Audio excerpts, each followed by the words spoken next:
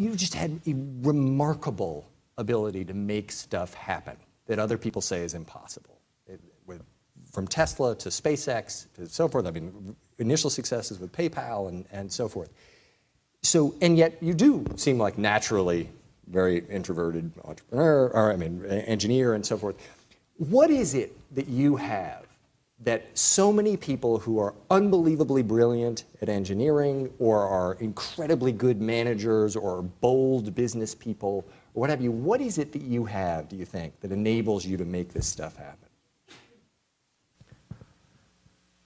Well, first of all, I certainly don't think I can, do anything or do most things that people think are impossible. Because I think a lot of what people think is impossible is actually impossible. But occasionally it's not. Yeah.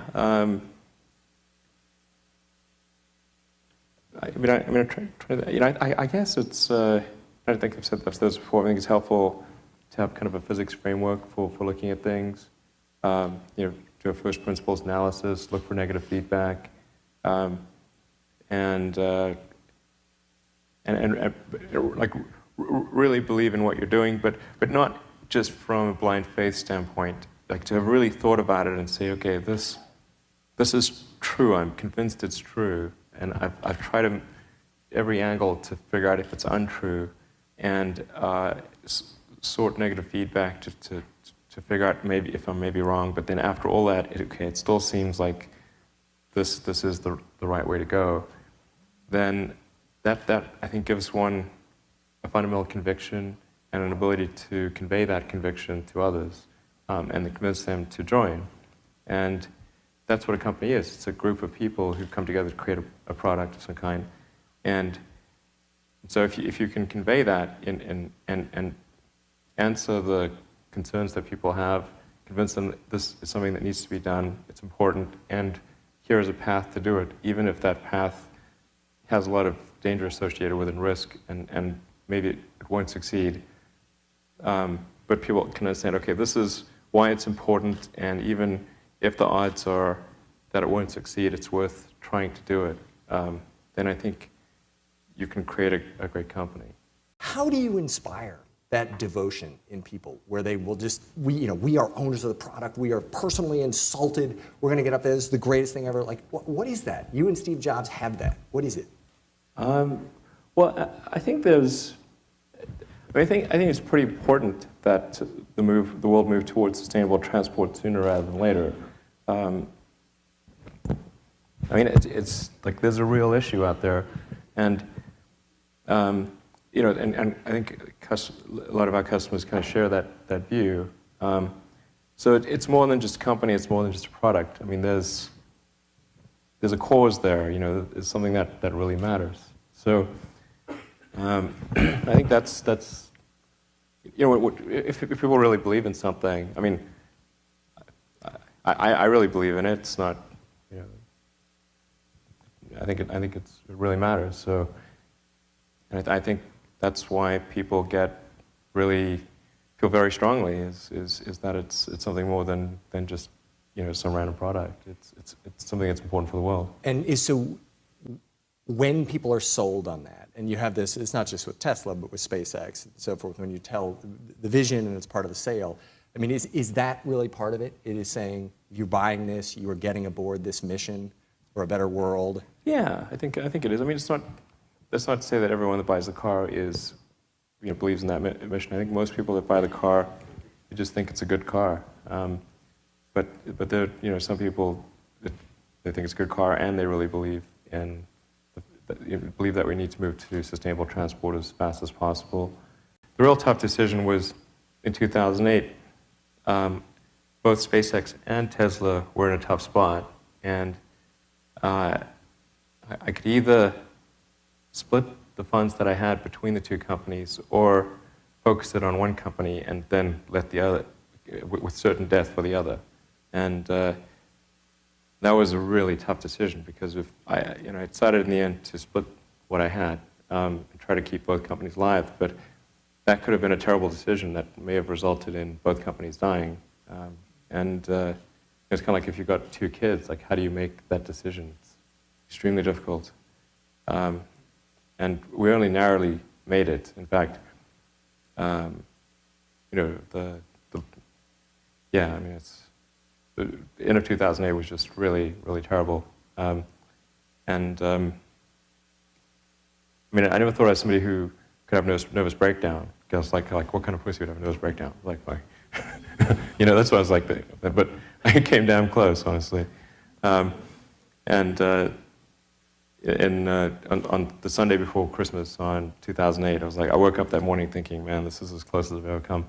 And then the next day, NASA called and said that SpaceX had won a $1.6 billion contract. And I was like, wow. I couldn't even maintain my composure. I was like, I love you guys. I don't think they've ever gotten that response. And then on Christmas Eve, 6 p.m., December 24th, 2008, we closed the Tesla round. It was the last hour of the last day that it was possible to close the round. And we would have gone bankrupt a few days after Christmas if that round hadn't closed. And just barely did it. And so, we would sort of think things just barely made it by the skin of our teeth there at the end of 2008. And I think if I hadn't invested, or for sure, if I had not invested everything, then it would have been no chance. So. And so you answered my next question, which is I was going to say, now that it's very clear how the story seems to be ending, everyone looks back and they say, well, it was obvious from the beginning. Obviously, it was not. No. But so you did have those moments of... multiple near-death experiences. And not like death on the nose, like just right in front of you. What's the emotion like when you go all in and it looks like you're about to lose? Well, it was quite a terrible emotion, I'd say. But, I mean, I thought actually it was, at that point, it would have been worse if we, particularly in the case of Tesla, also in the case of SpaceX, if we had not succeeded, then we would have been used as a counterexample for why people shouldn't do electric cars or shouldn't try to do private rockets, because, that would have been really bad. It would have been a double whammy of, people would have used Tesla as an example of just another stupid car company, basically. That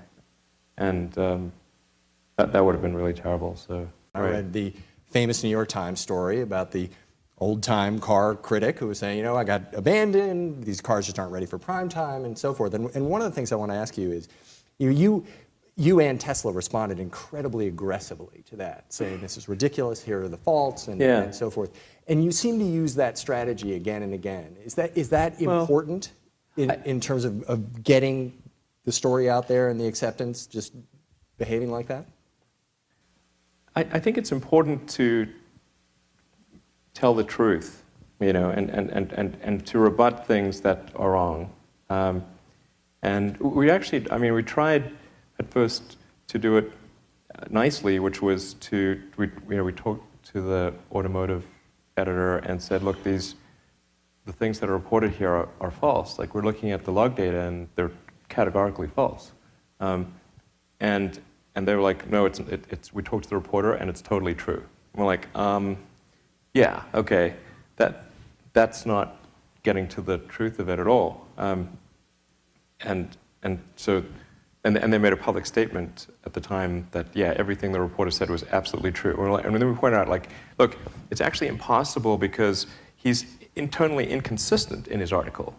So that is literally logically impossible. After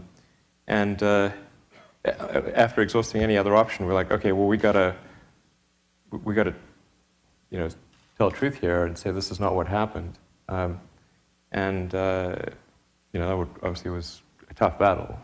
There's never been a single death or serious injury in a Model S. So we have 0 deaths, 0 serious injuries ever, anywhere in the world. This compares to gasoline cars that have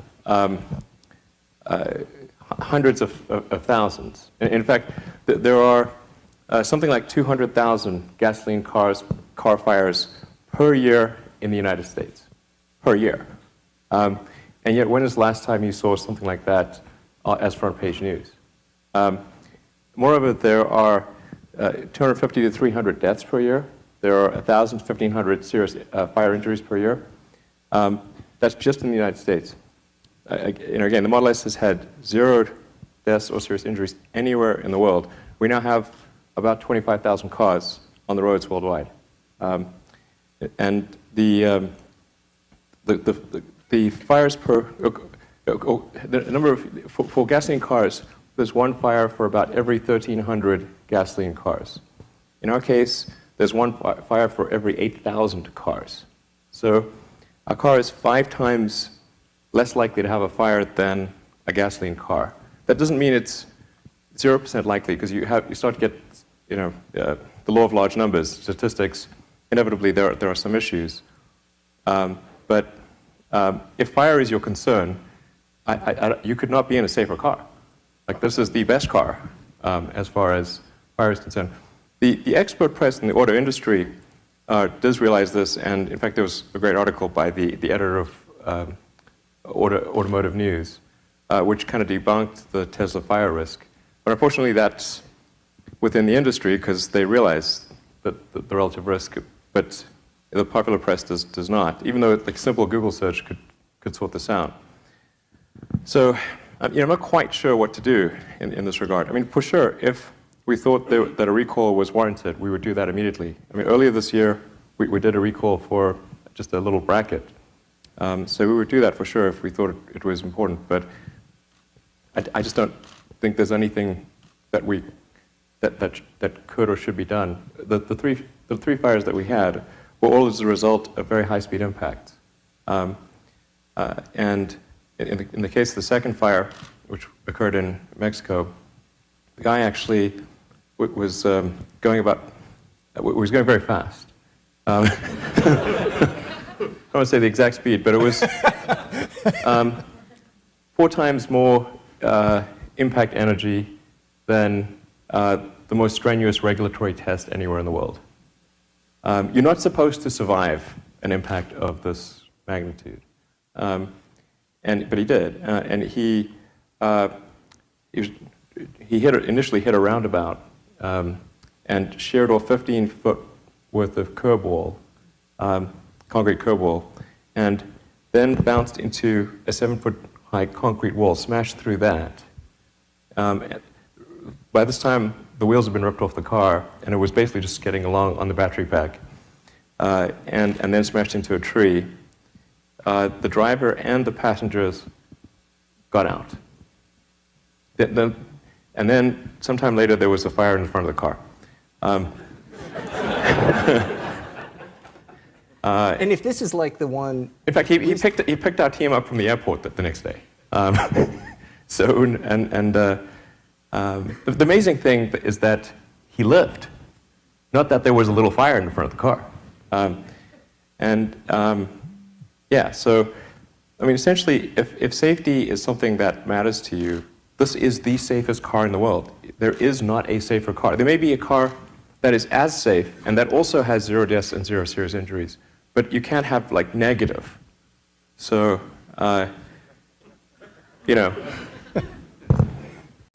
When before starting SpaceX, I actually was going to just do this philanthropic space mission to Mars, sending a small greenhouse with seeds and dehydrated gel, landing it on Mars, hydrating the gel, and having the plants grow. And you'd have this great shot of green plants on a red background. It was the furthest that life's ever traveled, the first life on Mars. And I thought this would be a good way to get NASA's budget to be bigger. So that was actually, the starting goal was not to create a rocket company. It was actually, how can I make NASA's budget bigger? That was the goal. Because I thought if the budget was bigger, then they would send people to Mars, because that was always the goal after Apollo. But then I came to the realization as I was going through this that my initial assumption was wrong, because even if the budget was much bigger, we might do one mission to Mars, but that we wouldn't be able to send a lot of people to Mars. We wouldn't be able to create a base on Mars. And and so there had to be a fundamental improvement in rocket technology. And so, coming from the perspective of, well, I'm going to lose everything, and hopefully get NASA's budget bigger, then starting a rocket company, relatively speaking, did not seem so risky. Yeah, and I met a bunch of space engineers in the process of trying to figure out this mission to Mars, this Mars Oasis mission, and we got along pretty well. And it's kind of a long story, but on my way back from my third trip to Russia to try to buy refurbished ICBMs, I